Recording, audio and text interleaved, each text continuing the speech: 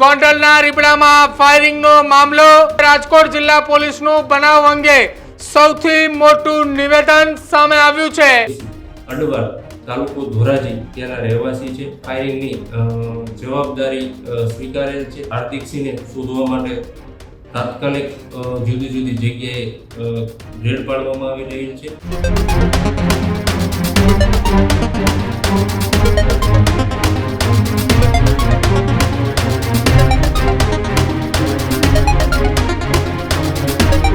નમસ્કાર, આપ જોઈ રહ્યા છો ન્યૂઝ રૂમ ને આપની સાથે હું છું પ્રદીપ।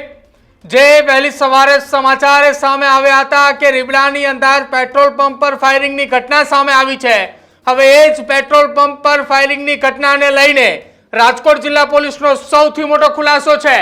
ગોંડલના રીબડામાં ફાયરિંગનો મામલો રીબડાના પેટ્રોલ પંપ ખાતે વહેલી સવારે થયું હતું ફાયરિંગ।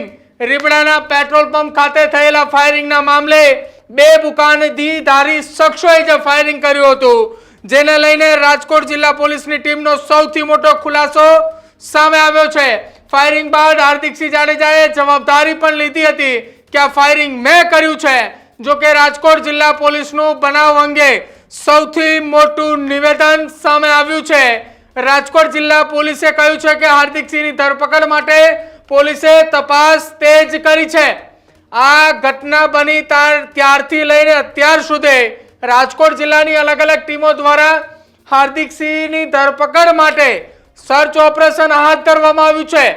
ગોંડલના રીબડાની અંદર આ ફાયરિંગનો મામલો પોલીસે સર્ચ ઓપરેશન હાથ ધરતા હાલ રાજકોટ જિલ્લાના ડીવાયએસપી દ્વારા નિવેદન આપવામાં આવી રહ્યું છે કે જે સોશિયલ મીડિયાના માધ્યમથી હાર્દિકસિંહ જાડેજાએ વિડીયો વાયરલ કરીને કહ્યું હતું કે આ ફાયરિંગ મેં કર્યું છે, આખી આ ઘટનાની જવાબદારી હું લઉં છું।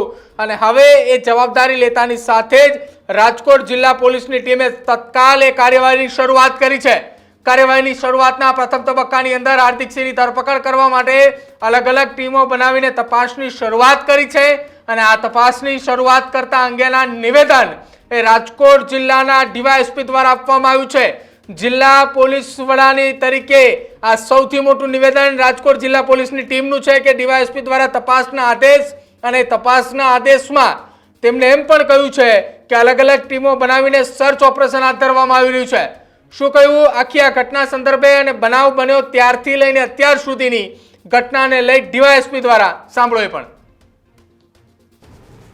ગોંડલ તાલુકા પોલીસ સ્ટેશન ખાતે 24/7/2025 રાત્રિના સમયે જાહિદભાઈ રહીમભાઈ ખોખર સંધિ ઉવા 38 રેસ કોઠારિયા સોલવન રાજકોટ વાળાએ ગોંડલ તાલુકા પોલીસ સ્ટેશન આવી એફઆઈઆર રજીસ્ટર કરાવેલ છે કે તે ગોંડલ તાલુકા પોલીસ સ્ટેશનના રીબડા ખાતે જગદીશસિંહ ચંદુભા ગોહિલ મેનેજર છે, તે પંપે ફરજ બજાવતા હોય અને 24/7/2025 લગભગ રાત્રિના 1 વાગ્યાની આસપાસ પોતે ઓફિસમાં સૂતા હોય એ દરમિયાન ફાયરિંગનો અવાજ સાંભળવા મળે।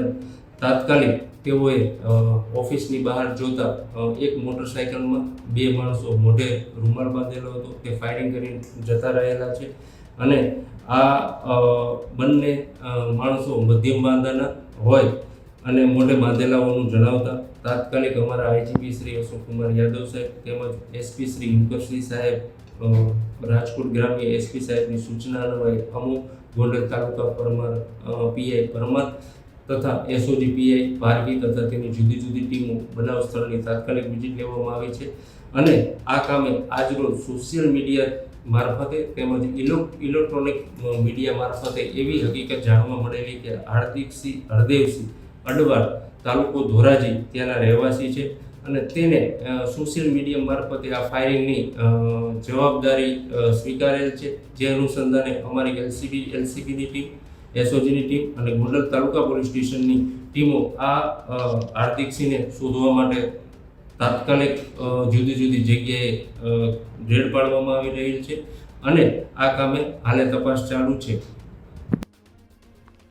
તો પોલીસ દ્વારા આખી આ ઘટના સંદર્ભે નિવેદન આપવામાં આવ્યું છે અને કહ્યું છે કે આ આખી ઘટનાને લઈ સોશિયલ મીડિયાના માધ્યમથી વિડીયો વાયરલ કરી અને હાર્દિકસિંહ જાડેજાએ જે જવાબદારી આખી આ ઘટનાને લઈ એ લીધી છે અને પોલીસે એમની ધરપકડ કરવા માટે ચક્રો ગતિમાન કર્યા છે।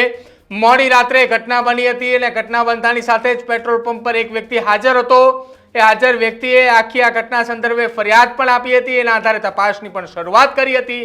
બે બુકાનીધારી આવ્યા હતા. બંનેના એ શરીરના બાંધા મુજબ અને સાથે જ આસપાસના વિસ્તારના સીસીટીવીના આધારે એ બંને શખ્સોની અટકાયત કરવા માટે પોલીસે ચક્રો ગતિમાન કર્યા છે. તપાસ એ તેજ ચાલી રહી છે અને સાથે જ રાજકોટ જિલ્લાની અલગ અલગ ટીમો આખી આ ઘટના સંદર્ભે તપાસ એ તેજ કરી રહી છે. જો કે જે હાર્દિકસિંહે આખી આ ઘટનાને લઈ જવાબદારી લીધી છે એ શખ્સ એ મૂળ રાજકોટના ગ્રામ્યના ધોરાજીના રહેવાસી હોવાનું પણ પોલીસ દ્વારા નિવેદન આપવામાં આવ્યું છે. એટલે કે હવે આ ઘટના સંદર્ભે રાજકોટ જિલ્લા પોલીસ વડાની આદેશ બાદ આ ઘટનામાં પોલીસે એક્શનમાં આવી છે. જે બુકાનીધારી શખ્સો આવ્યા હતા એની પણ ધરપકડ કરવા માટે અને સાથે જ સોશિયલ મીડિયાના માધ્યમથી જેને આખી આ ઘટનાની જવાબદારી લીધી છે આ તમામની ધરપકડ કરવા માટે હાલ તો પોલીસે અલગ અલગ ટીમો બનાવીને તપાસ હાથ ધરી છે.